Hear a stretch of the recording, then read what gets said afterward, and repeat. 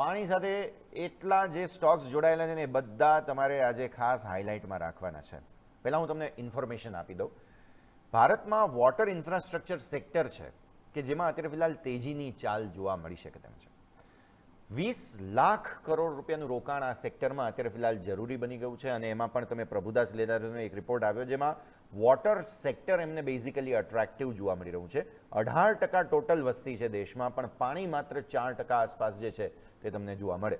એટલે water infrastructure અને પાણીની ડિમાન્ડ બંને 2030 સુધીમાં વધવાની છે અને વોટર ટ્રીટમેન્ટ માર્કેટ $5.2 બિલિયન સુધી ભારતમાં પહોંચી શકે તેમ છે.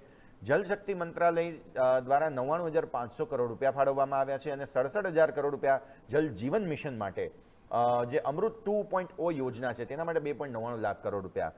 દેશમાં 70% સીવેજનો કચરો અનટ્રીટેડ રહે છે, એને ટ્રીટમેન્ટ માટેની પ્રક્રિયા 72,000 MLDથી માત્ર 27,000 જે છે તે ટ્રીટ થાય છે, તો તેને વધારવાની પ્રક્રિયા. આ સ્થિતિમાં વાટેક વાબાગ પાસે 17,200 કરોડ રૂપિયાની ઓર્ડર બુક છે, એન્વાયરો ઇન્ફ્રા પાસે 6,814 કરોડની ઓર્ડર બુક છે અને ડેન્ટા વોટર પાસે 728 કરોડની ઓર્ડર બુક છે. તો મારે આ 3 સ્ટોક્સ ડિસ્કસ કરવા છે. કવન સર, વાટેક વાબાગ, એન્વાયરો ઇન્ફ્રા અને ડેન્ટા વોટર, આ ત્રણેય એવા સ્ટોક્સ છે કે જે કડક નિયમોને કારણે ઇન્ડસ્ટ્રીયલ વોટર સેક્ટરમાં જો ડેવલપમેન્ટ આવે તો વાટેક સૌથી પહેલાં લીડર ઓફ ધ પેક છે, ત્યારબાદ એન્વાયરો ઇન્ફ્રા છે અને ત્યારબાદ ડેન્ટા વોટર છે. આમાં કોઈક અસર આવી શકે છે સર?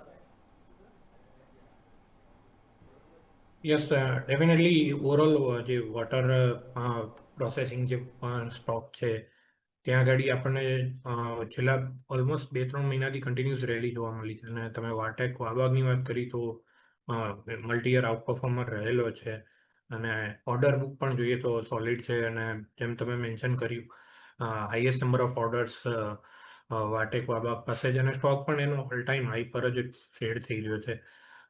રિસન્ટલી એણે જે 2024નો હાઈ હતો 1920 આસપાસ એ ક્રોસ કરીને એક આપણને ગ્રાઉન્ડિંગ બોટમનું બ્રેકઆઉટ પણ જોવા મળ્યું હતું. તો મારી પ્રિફર્ડ પિક તો વાટેક વાબગ જ રહેશે, લીડર ઓફ ધ પેક.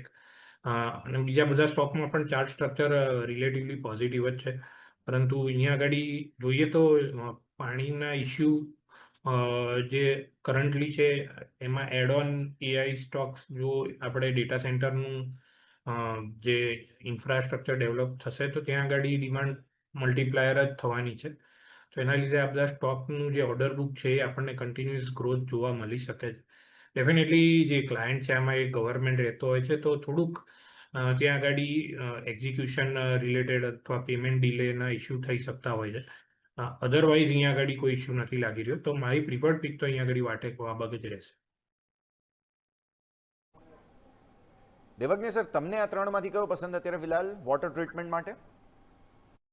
વાટેક વાબાગ જ છે. હું પોતે બી એમાં બાઇંગ કરીને 1400ના લેવલ્સથી બેઠેલો છું અને અહીંયાથી આ મલ્ટીબેગર થઈ જાય એમાં કોઈ નવાઈ નથી, કારણ કે ઇન્ડસ્ટ્રી લીડર છે ને જે રીતના બિઝનેસ ને બધું છે.